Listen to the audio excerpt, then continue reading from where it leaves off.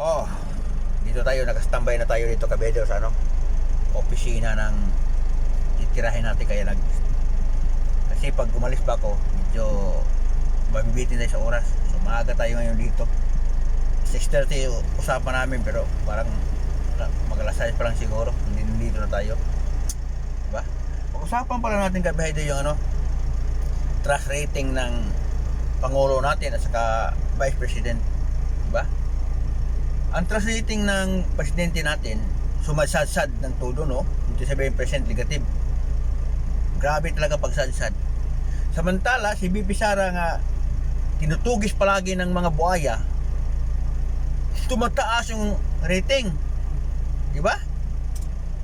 Paano kung magtagumpay kayo? Halimbawa, mapaalis niyo si BP Sara, hindi niya siya makatakbo sa 2028. Baka maging 100% ang mga Duterte. Hindi pa rin tao nyo ang maging presidente. Baka si Baste. Diba? Yan isipin niyo. Sa panggigipit ninyo sa mga Duterte, mas lalong lumalakas.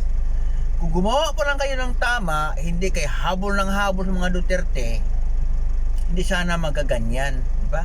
Umpisa ng binatikos nyo o hinahabol nyo ang mga Duterte, mas lalong tumataas ang trust ng mga tao sa mga Duterte. Diba? Kung matino lang sana kayo, gumawa kayo ng tama, diba? Yung pira sana nga pinangbayad doon sa mga congressman nga 20 million para lang mag-yes, sabi ni Amy Marcos. Diba? Yung gastos niyo dyan nga everyday 70 million, kung totoo man yun, everyday bawat hearing sa impeachment ni BP Sara, kung ginastos niyo na ng tama, kung binigyan niyo sa mga tao yan, siguro ang mga tao bumilib sa inyo.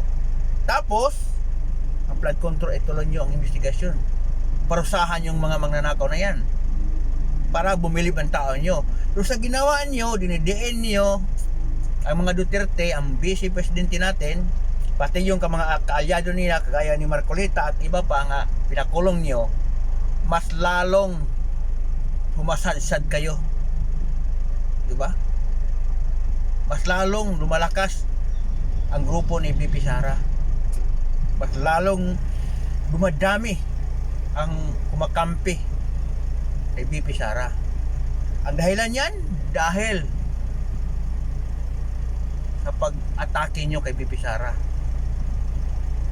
Ha?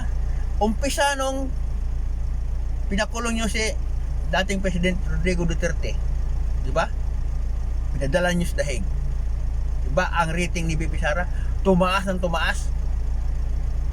Hanggang ngayon, impeachment lalong tumataas. Pero sa presidente natin bumababa. O, ibig sabihin nun, kahit anong gagawin nyo na paninira kay BP Sara, hindi pa rin kayo paniwalaan ng taong bayan. O, yun ang masasabi ko sa inyo. Gumawa kayo ng tama. Ang problema ng taong bayan, asikasuhin nyo. Yung mga problemang nawala, ibalik nyo para bumalik din ang tiwala sa tao sa inyo. Pag hindi nyo magawa yan, ang gagawin nyo, puro na lang pang-uusig kay BP Sara at sa kanyang mga kalyado, wala, mas lalo kayong bumabagsak. Kawawa kayo. Kayong lahat dyan na nagkaso kay BP Sara.